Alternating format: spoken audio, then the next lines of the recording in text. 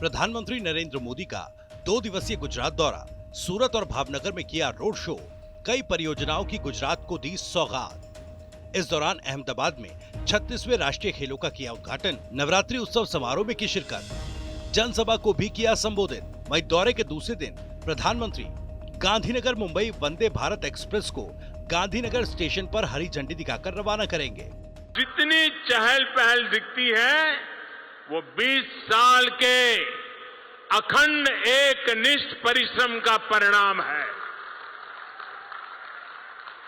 शहर के अलग अलग हिस्सों में तापी पर आज दर्जन भर से ज्यादा पुल है जो शहर को भी जोड़ रहे हैं और सूरत वासियों को समृद्धि से भी जोड़ रहे हैं। राजस्थान में कांग्रेस का सियासी संकट कुछ धीमा हुआ है, लेकिन कांग्रेस के नए अध्यक्ष को लेकर होने वाले चुनाव से पहले राजस्थान के मुख्यमंत्री अशोक गहलोत ने किया बड़ा ऐलान। गहलोत ने की सोनिया गांधी से मुलाकात, कहा मैं अध्यक्ष पद का चुनाव नहीं लड़ूंगा।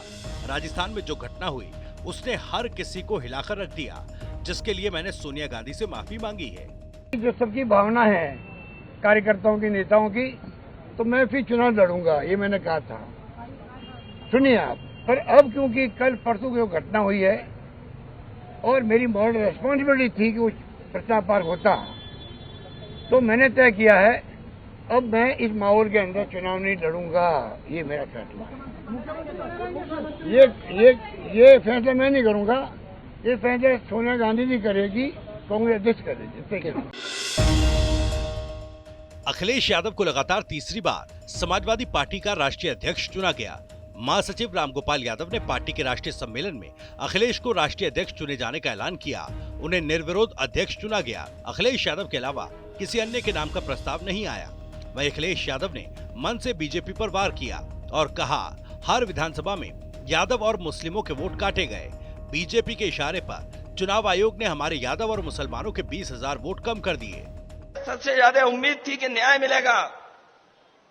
इलेक्शन कमीशन उसने बीजेपी के सारे इस पर, पन्ना प्रभारियों के सारे पर जानबूझ करके हमारे यादव और मुसलमानों के वोट, कोई विधानसभा ऐसी नहीं है जहां पर 20,000 कम न कर दी हो, 20,000 वोट न काट दी हो। और हम तो कहते हैं कई बार कहा और आज भी कहते हैं,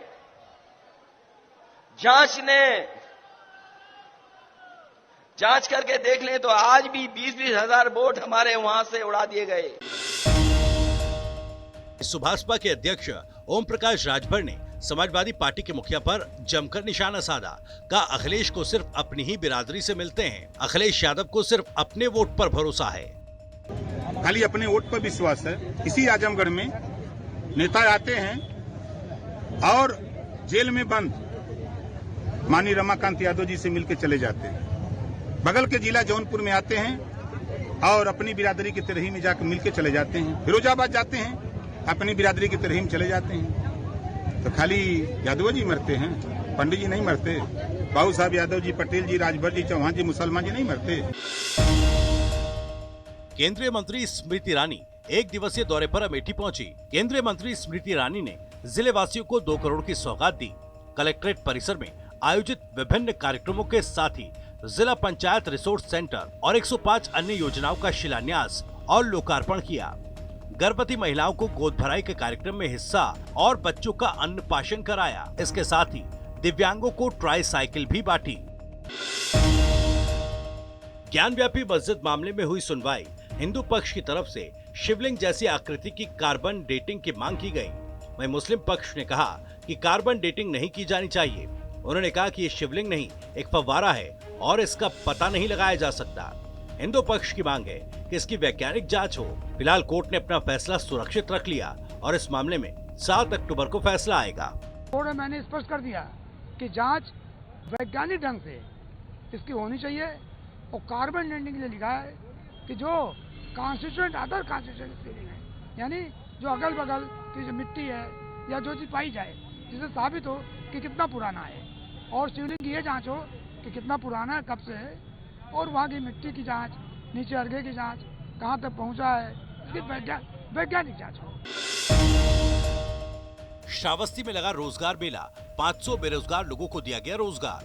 सरकार की मंशा के मुताबिक तहसील और जिला स्तर पर लगाया गया रोजगार मेला, जिसमें 1500 युवाओं में से 500 युवाओं का चयन हुआ। पूर्व राज्य मंत्री दद्दन मिश्रा ने चयनित युवाओं को रोजगार प्रमाण पत्र भी बांटे।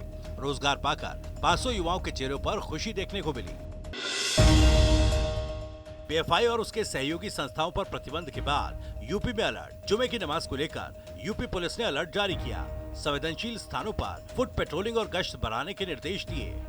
मस्जिदों के आसपास चौकसी बढ़ाई गई। जुमे की नमाज के दौरान संदिग्ध व्यक्तियों की गतिविधियों की निगरानी के लिए खुफिया टीमें लगाई गई हैं। भीड़ भरे बाजारों और संवेदनशील स्थानों पर चेकिंग कराने के आदेश दिए गए।